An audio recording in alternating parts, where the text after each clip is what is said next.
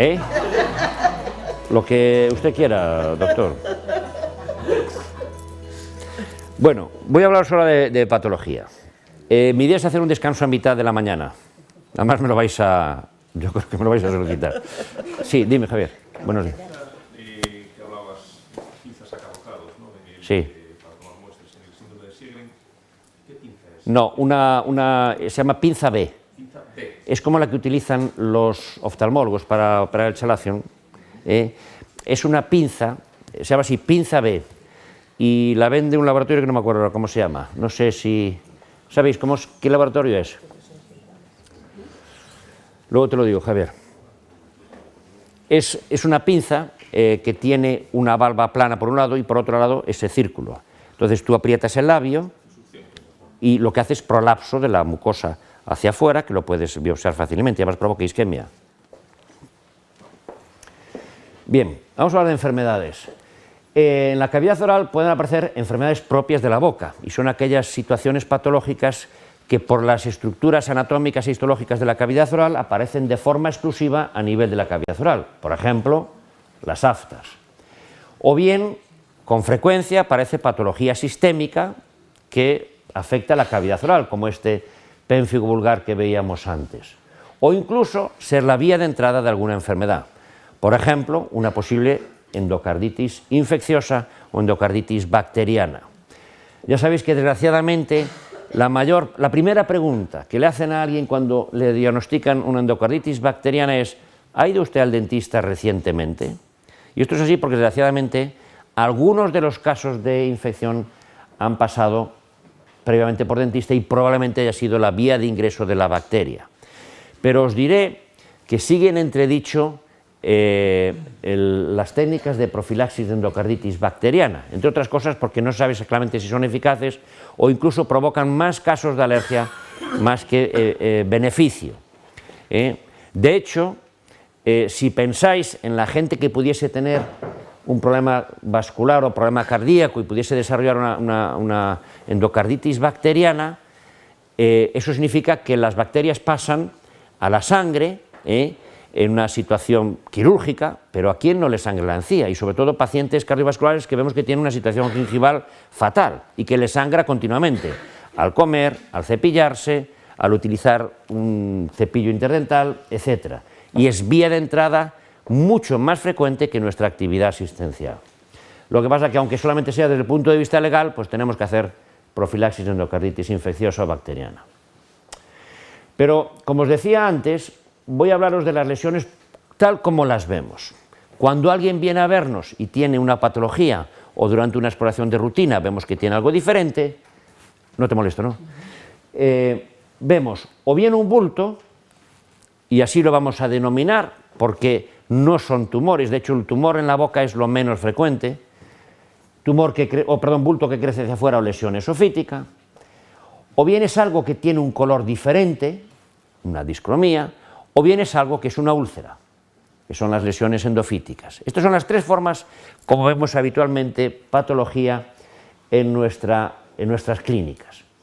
Y voy a hablaros de cada una de ellas, sobre todo, cómo las vamos a manejar desde el punto de vista de la actividad diaria de un dentista. Vamos a empezar por los bultos. En primer lugar, hay que saber que un bulto, y esto es obvio, o pensaremos que es obvio, es un crecimiento patológico, aquí por supuesto benigno cuando son lesiones benignas, que se proyecta sobre el contorno normal de la mucosa oral.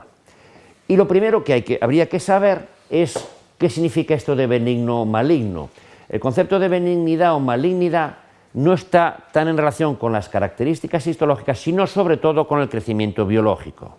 Es decir, una lesión es benigna cuando, y esto es algo que nos va a influir luego en el manejo, crece lentamente, cuando el crecimiento es por expansión, no por destrucción del tejido vecino, cuando no provoca recidivas y cuando no provoca metástasis. Y al revés, una lesión es maligna cuando el comportamiento biológico es maligno. Crece rápidamente, tiene una velocidad de crecimiento alta, en muy poco tiempo alcanza mucho tamaño, crece y destruye los tejidos vecinos y además no aparece un claro límite entre lo que es la lesión y el resto del tejido, recidiva y provoca metástasis. Es lo que significa comportamiento biológico maligno, o lo que diferencia clínicamente una lesión benigna de una lesión maligna, fundamentalmente. Y en segundo lugar, el término patológico nos indica claramente que lo primero que tenemos que conocer en la cavidad oral son las formaciones anatómicas que todos conocemos, pero que siguen siendo motivo de consulta, como sabéis. Las papilas foliadas. Cuando uno se mira mucho la lengua, tiene cancerofobia, que es algo habitual entre nuestros enfermos, y de repente ve algo que es diferente, una papila foliada. Y a continuación va y se la toca, y la manosea.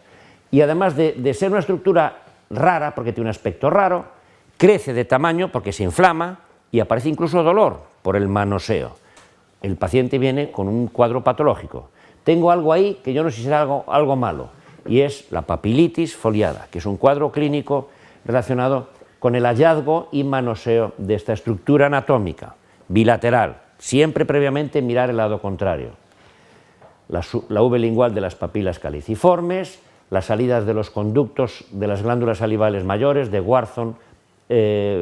Stennon y de Wharton, la amígdala lingual, o esto, como me pasó con una chica que se miraba, como veis, de forma excesiva la lengua, y cómo no se va a asustar si arrastra la epiglotis. Como veis ahí, esto es una foto de una chica que sacaba la lengua de forma excesiva. ¿Qué había pasado? Que lo había ejercitado tanto, que arrastraba estructuras, como veis aquí, de la laringe. Y esto es algo que ocurre entre nuestros enfermos, que se miran la lengua y la ejercitan. Vamos a hablar de patología. Como os decía antes, el dato de benignidad o malignidad está fundamentalmente relacionado con eso, y no tanto con el aspecto. Estas tres lesiones, que pueden tener un aspecto más o menos, feo, son tres lesiones benignas. Esto es un papiloma de gran tamaño. Los papilomas que están en la zona posterior de la cavidad oral suelen tener un color más carnoso y no tan queratinizado, y además suelen estar pediculados. Esto es un granuloma piogénico en la encía. El granuloma piogénico es el gran simulador. Hay muchas lesiones que parecen que son granulomas piogénicos, algunos carcinomas o tumores malignos, como os presentaré algunos casos. Y esto es un granuloma piogénico en la lengua. Se llamó granuloma piogénico en su día porque se pensó que esto era infeccioso, que era pus. Y esto lo único que es una pseudomembrana blanquecina que cubre un tejido que se ulcera con frecuencia. De forma que lo que aparece es la pseudomembrana que da este color blanquecino característico, como en el caso de la lengua. Por eso se pensó que era piogénico, que era pus. Pero el granuloma piogénico es una lesión traumática, es una lesión benigna de origen traumática.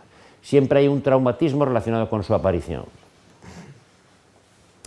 Estas tres lesiones, como veis, son lesiones muy parecidas, todas ellas en el paladar. Pues todas ellas se diagnostican con una alta sospecha de diagnóstico clínico. Por ejemplo, esto, ¿qué es? Un torus, evidente. En la línea media, consistencia ósea, aspecto benigno, torus. Esto, dato clínico para diagnóstico, es una chica de 22 años. ¿Qué parece esto?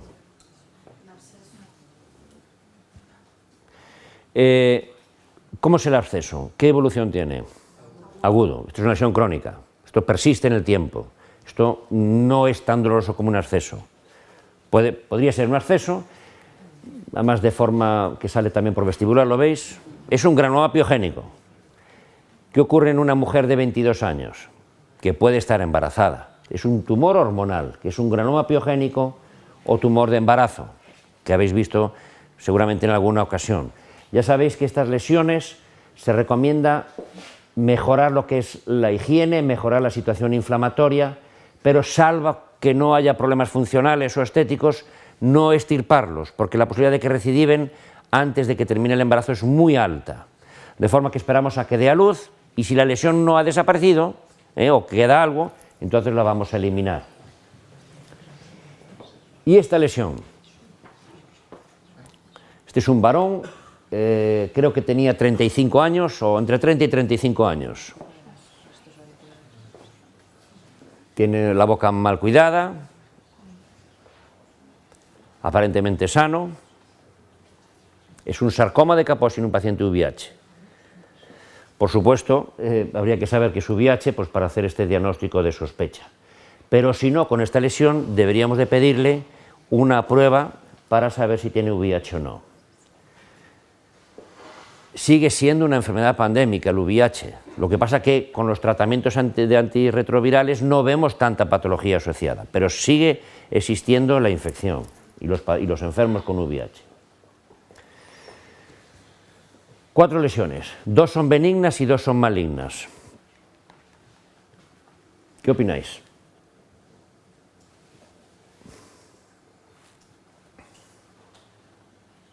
¿Alguien quiere decir algo? Benigna o maligna. Benigna. ¿Qué creéis que es? Por el aspecto se puede saber. Es una lesión esofítica en la encía, tipo granuloma piogénico, pero de color oscuro. Es un granuloma periférico de células gigantes. Habitualmente es de color oscuro. Por supuesto que esto tiene luego una confirmación histopatológica. Otra lesión. Igual, también es una lesión tipo granuloma piogénico de color oscuro. Es un granuloma periférico de células gigantes. 2 lesiones benignas de origen traumático. Y esto es un carcinoma, una formación esofítica de una lesión en un paciente, como veis aquí, muy fumador, con boca sucia. ¿Qué dato clínico de sospecha tiene esta lesión? Fundamental para sospechar que es una lesión maligna. La consistencia dura. Entonces, quedaros ya con esa idea. Cuando veamos una lesión de consistencia dura en una zona que habitualmente no es, como es el suelo de la boca, debe o puede ser una lesión maligna. La consistencia dura es el dato clínico que mayor indica malignidad. Y esto es un carcinoma verrugoso en un paciente que tiene además lesiones blanquecinas en una leucoplasia proliferativa. Por todo ello, vemos que muchos de los casos de bultos que vamos a ver en la boca, simplemente por la exploración, la anamnesis y buscar datos clínicos, vamos a obtener tanta información que casi siempre obtenemos la respuesta definitiva. Está claro que en todos ellos habrá que hacer la exéresis mientras no desaparezca y el estudio histopatológico, que es lo que al final va a confirmar el diagnóstico definitivo de la lesión. Pero hay una serie de datos clínicos que nos ayudan mucho para empezar a tener una idea de lo que se trata. La primera pregunta que debemos hacernos cuando alguien tenga un bulto en la boca o cualquier otra lesión, pero en este caso un bulto, es ¿por qué? ¿Por qué alguien tiene ese bulto? De hecho, el 70% de los bultos que aparecen en la boca tienen una causa conocida y es un origen traumático. Por ejemplo, esta lesión. Claramente está relacionado con este hábito de mordisqueo del diente 13. Esto también nos dice, y el sentido común nos dice, que independientemente de que hagamos la exéresis de la lesión, hay que hablar con esta paciente para que no siga mordiendo ese labio, si no la lesión va a volver a aparecer. También es cierto, y esto nos lo dicen los enfermos o los pacientes, que el hecho de que lo tengan estimula que siga mordiendo eso, por lo que también esto de alguna manera es un claro indicador de que hay que extirparlo. Todas ellas lesiones de origen traumático, son hiperplasias fibrosas, son como fibromas, pero en este caso reactivos. El fibroma como tumor en la boca es muy poco frecuente o prácticamente excepcional. Siempre es de origen traumático. Por eso es importante, además de eliminar la lesión, eliminar ese hábito de mordisqueo o la causa que lo esté provocando. Son lesiones de origen traumático y curiosamente tienen un aspecto más o menos redondeado u ovalado, a veces con una coloración más blanquecina por el roce continuo de la lesión, y tiene una consistencia fibrosa, porque lo que aparece es una proliferación de tejido conectivo. Crece el tejido conectivo, pues aparece ese aspecto fibroso y consistencia fibrosa. Hay una forma característica de crecimiento de la mucosa, que es a través de un mecanismo de succión, también relativamente frecuente en algunos pacientes, que crece o se provoca ese prolapso hacia la zona donde no hay dientes, una zona déntula, o donde hay un diastema. Esto se llama diapneusia. Es el mecanismo, pero es exactamente igual, una hiperplasia fibrosa. ¿Más causas que provocan lesiones? Pues como veis aquí claramente, una alteración de la oclusión, que da lugar a este granuloma piogénico. Esto no es pus, esto es lo mismo que en el caso anterior, existe una coloración blanquecina porque hay úlceras con frecuencia que se cubren de pseudomembranas blanquecinas. Otro granuloma piogénico relacionado con este diente. Otro con este diente y esta prótesis. O este granuloma piogénico en una mujer embarazada, un tumor hormonal. Los épulis fisurados, estas lesiones de aspecto nube relacionadas con una aleta de una prótesis, claramente con una relación causa-efecto conocida, y que claramente lo que tenemos que manejar aquí es el traumatismo que lo está provocando, independientemente de lo que luego se haga la exéresis o no. Otra causa que pueden provocar bultos, las lesiones inflamatorias de origen infeccioso dentario, que provocan bultos agudos o crónicos, como por ejemplo los bultos que aparecen en las salidas de las fístulas, que son los parulis, y que tienen un signo patonomónico, todos conocéis esta situación, y así nos lo cuenta el paciente, que cuando presiona sale una gota de pus. Claramente identifica lo que está pasando. Es una vía de evacuación del pus. Gracias a esto, aquí no existe un absceso o un flemón, porque está evacuando continuamente. Y de hecho, los que hacéis endodoncia sabéis que cuando hacéis esto, pues no es necesario un antibiótico. No va a ser que se cierre la fístula, por ahí puede ir saliendo pus. Si digo algo incorrecto, me lo decís, que aquí hay mucho endodoncista bueno. Y es la vía, ya digo, de drenaje de esa infección periodontal, o en este caso apical crónica de origen pulpar. A veces, en mucosa palatina o mucosa lingual, formas más raras o a veces múltiples. Pero lo curioso de estos casos, y es que con frecuencia vemos efectos secundarios de estas situaciones, es que hay que manejarlos correctamente. Y es algo tan sencillo como hacer una fistulografía. Digo fistulografía, a ver si los entendidos aquí me ayudáis, porque esto lo oí una vez en Madrid no hace mucho tiempo, que colocar una punta de gutapercha a través de la fístula y hacer una radiografía se llama fistulografía. ¿Estáis de acuerdo o no? ¿Sí? Pues sigo con fistulografía. Y ¿por qué hacemos esto? Porque nos dice exactamente cuál es la causa que está provocando la lesión, en este caso la raíz palatina de este diente 16. Y esto lo debemos hacer siempre porque habitualmente el parulis, la fístula, está próxima, como veis aquí, al ápice del diente. Pero en otras ocasiones no, como en este caso. Hacemos la fistulografía y vemos que la causa no es el diente 34, sino el diente 35. Por eso, cuando vino a verme este paciente, venía muy preocupado porque tenía un parulis con una fístula en esta zona, en una historia que probablemente le hayan hecho una endodoncia del diente 24, como no ha ido bien le han hecho la exodoncia, y el problema es que no le hiciesen la fistulografía correcta, y que indica que la causa es el diente 26. Pues esta prueba tan sencilla orienta claramente qué es lo que está pasando, quién lo está provocando y cuál es el tratamiento más correcto. Cuando hacemos tratamientos conservadores o incluso pues, no tan conservadores como la exodoncia, de un parulis a veces persiste, aquí no se ve bien pero es esta zona, como una pequeña fístula pero de consistencia firme, que es el tejido fibroso que aparecía en esta lesión y que indica claramente que eso se ha curado. Es como una cicatriz. La cicatriz ya sabéis que es tejido fibroso que sustituye el tejido epitelial perdido. Pues esto es exactamente igual. Y a veces persiste una pequeña formación esofítica fibrosa y la palpamos con el dedo y vemos que no tiene la consistencia que tenía el parulis, tiene una consistencia más firme. O como en este caso, haciendo la endodoncia del 6, pues desaparece. Más causas. Las prótesis. Las prótesis mucosoportadas, lo que es la placa palatina de la prótesis mucosoportada, provoca una lesión traumática sobre la mucosa palatina que es una palatitis subplaca. Todos conocemos esto perfectamente y no hay duda. Separamos la prótesis superior de un paciente mucosoportada y vemos que el paladar se encuentra rojo y aparece como la huella de la prótesis en el paladar. ¿Qué es eso? Exclusivamente una lesión traumática. En algún caso aparecen lesiones que crecen hacia afuera. Es una palatitis subplaca tipo 3 o hiperplasia papilar inflamatoria, que es múltiples lesiones esofíticas debajo de una prótesis. es una lesión traumática, no es una infección candidiásica. Solamente hay algo que se pudiese parecer, que es esto. ¿Qué es esto? ¿Qué creéis que es esto? Esto no lleva prótesis. Si llevase prótesis no tendría esto. Si llevase una prótesis mucosoportada hasta aquí. Una palatitiz nicotínica. Esto es por tabaco. Se parece porque también aparecen crecimientos esofíticos, que son las glándulas salivales.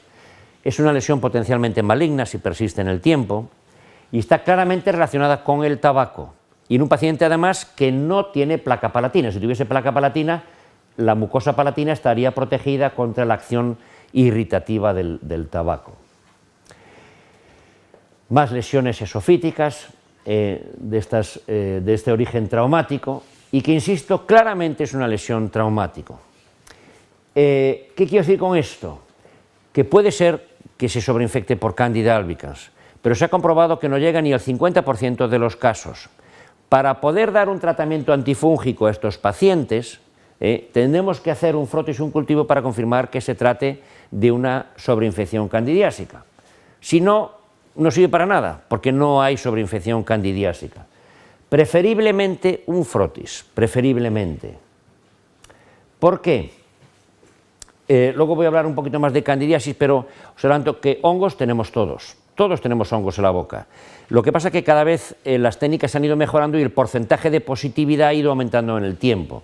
Pero seguramente todos los que estemos aquí nos hacemos una prueba diagnóstica y todos tenemos hongos. Forma parte de la flora normal de la cavidad oral. Y además que debemos de tener hongos y bacterias en equilibrio. Eso significa salud, entre otras cosas. Igual que en la vagina, en el intestino, etc. Y así debe ser. De forma que si nosotros hacemos un cultivo entre los que estamos aquí, probablemente daría positivo a la mayor parte de los que estemos aquí. Esto no es diagnóstico de infección candidiásica. Es diagnóstico de que tenemos hongos, pero no significa que haya infección. De hecho, veréis muchos pacientes que os envían de atención primaria o que vienen de donde sea. Es que me han hecho un cultivo y me dicen que tengo una infección de hongos en la boca. No es cierto. Si no hay lesión, no hay infección candidiásica. El diagnóstico es clínica y confirmación microbiológica a través fundamentalmente de un frotis, que indica que esto, que es la cándida, ha penetrado en el epitelio en una zona que parece una candidiasis. Por eso hay que hacer las dos cosas. Y hay que diferenciar la palatitis subplaca como lesión traumática de la sobreinfección candidiásica. Es decir, que no todos los paladares rojos que están debajo de las prótesis mucosoportadas son candidiasis, ni mucho menos. La causa es la prótesis. Y a veces, como veis aquí, crecen incluso colonias de cándida en el interior de la prótesis. Otro dato que preguntamos siempre clínicamente cuando aparece una lesión, en este caso un bulto, si hay sintomatología o no. Normalmente los bultos, a diferencia de las úlceras, duelen menos o no duelen.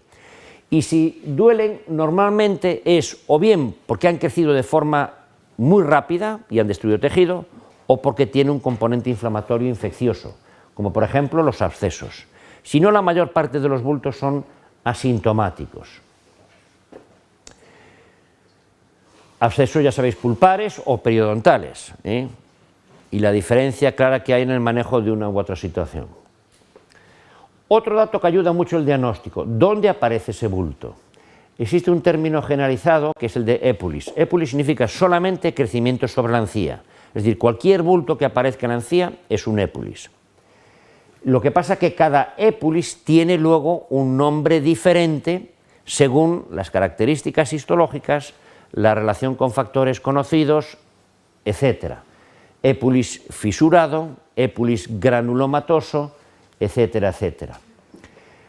Otro dato que orienta la localización: hay lesiones que tienen un aspecto muy característico, pero además si aparecen en una zona muy típica, pues el diagnóstico es muy sencillo, o prácticamente nos lo está dando la forma y la localización, como es el caso de los mucoceles, que tienen una localización muy típica en la cara ventral de la lengua. O como os decía antes, cuando vemos un bulto en el paladar, la tercera posibilidad en frecuencia probablemente sea el tumor de glándulas salivares menores. Es decir, que la localización nos da también mucha información. El dato fundamental clínico para diferenciar si algo es benigno o maligno: la consistencia. Consistencia significa, entre otras cosas, que tengamos que palpar. Ya sé que es obvio, pero hay que palpar. Identificamos algo que es blando, algo que es firme y algo que es duro. Y esto es la sensación que nos da cuando estamos palpando pues, una lesión. ¿Cuándo es blando? ¿Cuándo creéis que algo es blando? Cuando tiene un líquido en su interior. Entonces, claramente nos está indicando qué es lo que está pasando ahí. ¿Cuándo es firme? Cuando existe un fenómeno de fibrosis. En todas las fibromas reactivos o hiperplasias fibrosas hay una consistencia firme, es como una pelota dura, pelota de goma dura, que no la podemos deprimir del todo. ¿Y cuándo es algo duro? O bien es hueso, o tiene hueso en su interior o tejido duro, o es una lesión maligna. Por ejemplo, algo duro en la lengua, ahí no hay tejido óseo, y si es duro, probablemente sea una lesión maligna. Y duro significa, para que entendáis, es cuando palpamos algo como mínimo como cartílago. Eso significa una lesión dura, maligna, por ejemplo, en el dorso o en el borde lateral de la lengua. Lesiones blandas. ¿Qué indica esto? Que hay líquido en su interior. Saliva. ¿Qué es esto? ¿Qué es líquido de color amarillo? Grasa. Entonces ya tenemos el diagnóstico, es un lipoma. O esto. Cualquier lesión blanda, como este caso, de consistencia blanda, tenga el color que tenga, aunque no sea rojo u oscuro, puede ser una lesión vascular. Nunca os olvidéis de esto. Este paciente vino a vernos hace muchos años a las 8 de la tarde, estaba con el doctor Peñamaría, con Manuel Peñamaría, que todos o muchos de vosotros lo conocéis, de un señor que venía del mar y se tenía que ir al día siguiente y por favor tratásemos al hijo porque él se tenía que ir. Y cuando vimos al chico de 14 años, le dije, Manuel, yo no sé si era una lesión vascular, por si acaso vamos a hacerlo con mucho cuidado, no vaya a ser que... Y fue haciendo la cirugía con disección y aquí veis la lesión roja, claramente roja, que era un hemangioma cavernoso.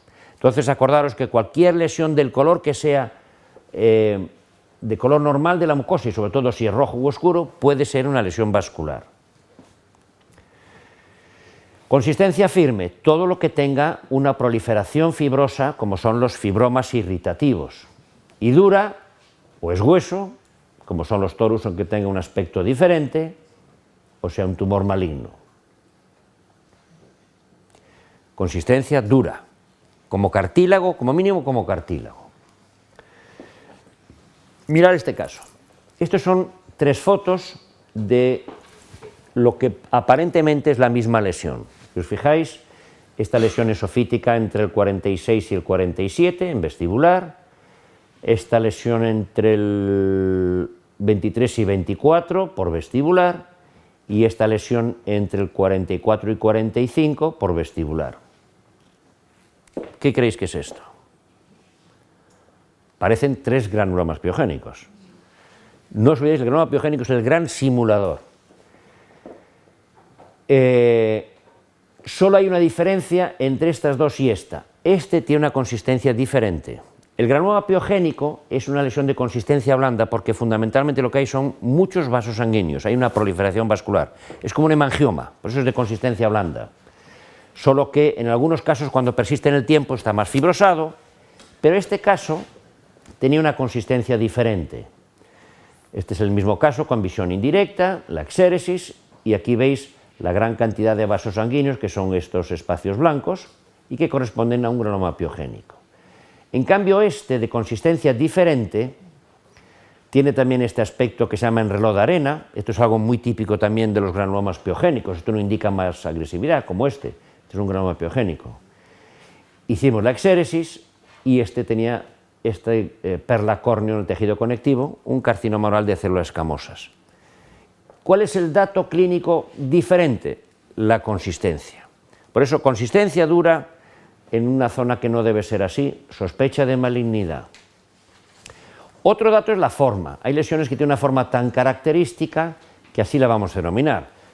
Forma de papiloma, forma de verruga.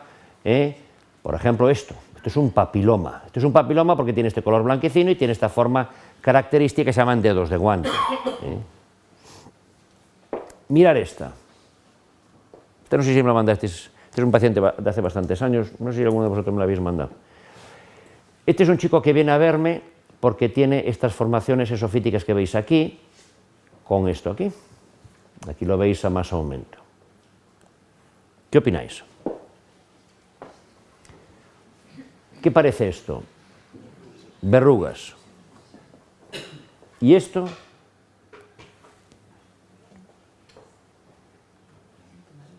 ¿Qué hace uno que tiene verrugas? Primero se las muerde y se contagia. Por eso las lesiones que aparecen de verrugas en la boca son siempre por contagio, que aparecen siempre en zonas exteriores. ¿Y qué hace uno para tratarse las verrugas? Se las quema. Pues exactamente igual lo hace en el labio. Y aquí lo veis una semana después de dejar el líquido ese que utilizaba para quemarse las verrugas. Se estirpan y se comprueba histológicamente que son verrugas. Otro dato en relación a los bultos, el tamaño. Más que la importancia del tamaño, aunque es un factor relacionado con pronóstico en el cáncer, la clasificación TNM, más importante que el tamaño, el paciente tiene que responder a la pregunta de cuánto tiempo hace que lo tiene, o lo mismo que sería qué velocidad de crecimiento tiene. Por ejemplo, esta lesión que ocupa, como veis aquí, todo el suelo de la boca, correspondía a una señora que tenía esta lesión, decía, de siempre, o desde hace muchísimos años. De hecho, esta señora estaba muy contenta con este bulto. ¿Por qué? No, tanto masticaba con él, tanto no, porque sujetaba la prótesis. De hecho, el disgusto de esta señora fue que fue a su dentista porque le había roto la dentadura, la completa inferior. Y entonces, claro, le vio esto, se alarmó, me lo envió, y la pregunta clave, ¿desde cuándo lo tiene? Pues desde hace muchísimos años. Esto debe ser benigno. Si una persona tiene esto durante tanto tiempo, o ha fallecido por esto porque es maligno, o debe ser benigno. Y de hecho, era una lesión fibrosada, que debió ser en su día un épilis fisurado que creció de forma exagerada. El disgusto de esta señora fue cuando le extirpamos esto, se puso la prótesis y la prótesis le caía. Por eso estaba tan contenta con esta lesión. Por eso, dato de benignidad, velocidad de crecimiento lenta. Tarda mucho tiempo en crecer. Dato de malignidad, crece mucho en muy poco tiempo. ¿Cuánto es poco tiempo? Pues, por ejemplo, si en un mes ha alcanzado este tamaño. Esto sería preocupante. Otro dato que orienta al diagnóstico, sobre todo de lo que es la apariencia o la superficie. Normalmente las lesiones que derivan del epitelio tienen una superficie rugosa, a diferencia de las que derivan del tejido conectivo, que tiene una superficie lisa. ¿Cuál es el tumor más frecuente en la boca? El que deriva del epitelio, por eso tiene superficie rugosa. Por eso más, en un principio, más próximo a malignidad aquellos que tienen superficie rugosa. Esto es un papiloma, es una lesión benigna, pero esto es un carcinoma. Y por último, en la boca, y sobre todo en las zonas próximas a hueso, siempre hay que diferenciar si la lesión afecta hueso o no, o si deriva del hueso o de tejido blando. Las lesiones que derivan del hueso son lesiones centrales y las lesiones que derivan de tejidos blandos son lesiones periféricas y tiene un comportamiento diferente. Hay una lesión que se llama igual, que es el granuloma periférico de células, el granuloma de células gigantes. Hay uno que es la forma periférica, que es una lesión benigna de origen traumático, diferente comportamiento a la lesión central, granuloma central de células gigantes, que puede tener un comportamiento más agresivo, incluso está relacionado con una alteración de la hormona de la paratiroides, que son los tumores pardos, y que lo utilizamos también para el diagnóstico. Por tanto, un bulto maligno sería aquel que tiene una causa desconocida, no duele, de hecho, la mayor parte de los tumores malignos inicialmente no duelen, aunque puede ocurrir todo lo contrario, un dolor excesivo. Cuando una lesión duela de forma exagerada, que no coincide con lo que es la normalidad, también puede ser un signo de sospecha de malignidad, un dolor intenso. Puede aparecer en cualquier sitio, la consistencia es dura y además de eso está firme porque está adherida a planos profundos. No podemos desplazarla de planos. Forma irregular, la superficie es irregular porque deriva del epitelio, bordes mal definidos, no sabemos dónde termina la lesión y dónde empieza la mucosa sana, velocidad de crecimiento alta, puede aparecer alguna ulceración y siempre donde aparece hay que determinar si hay afectación ósea o no, porque el tratamiento quirúrgico claramente va a ser diferente.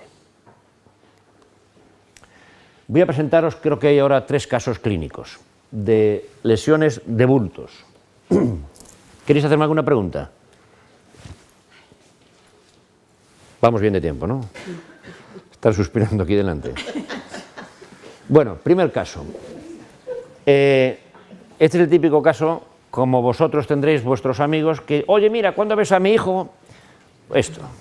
Andrés, ¿cuándo ves a mi hijo? Tiene una mancha blanca ahí en la mejilla, quiero que se la veas porque creo que se muerde la mejilla. Y esta es la historia de este chico de 15 años.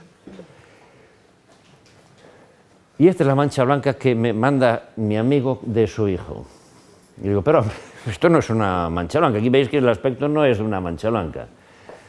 Y entonces aparece este bulto que el niño me dice que lo tiene desde hace tiempo, que tiene hábito de mordisquearse la mucosa de forma continuada.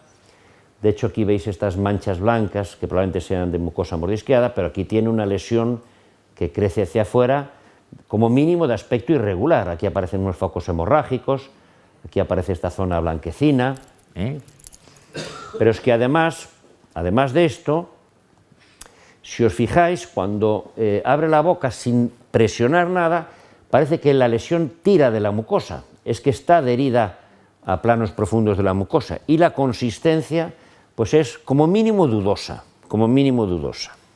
Vale. ¿Qué opináis? ¿Qué hacemos? Estábamos allí con el padre de la manchita blanca, y dije, esto no es una manchita blanca como pensamos, ¿qué hacemos? Derivamos, biopsia, incisional o excisional, clorhexidina, voy a meter micostatín porque todo el mundo le receta micostatín. ¿Qué opináis? Pues este fue el planteamiento que nos hicimos cuando vimos a este chico. Yo creo que aquí preocupan primero varias cosas. Primero el aspecto, que no es un aspecto normal, pero sobre todo la consistencia y la adherencia a planos profundos. Por lo que decidimos hacer una biopsia incisional, coger un trocito. Cuando algo tiene sospecha de malignidad, la biopsia debe ser incisional. Entre otras cosas, por un motivo, para que el cirujano luego tenga referencia de lo que queda. Porque si extirpamos todo, luego el cirujano no sabe lo que había ni cómo estaba. Se hace biopsia incisional y este es el resultado. Era una lesión vascular, un granuloma piogénico. Pero como veis tiene un aspecto diferente. Por eso el granuloma piogénico es el gran simulador. Al final, después de todo esto, pues hablamos con el padre. Yo ya estaba temiéndome lo peor de esto de típico, ¿cuándo ves a mi hijo? Y era una lesión benigna que luego se extirpó completamente y se confirmó el diagnóstico histopatológico de granuloma piogénico. Pero acordaros eso, que es el gran simulador.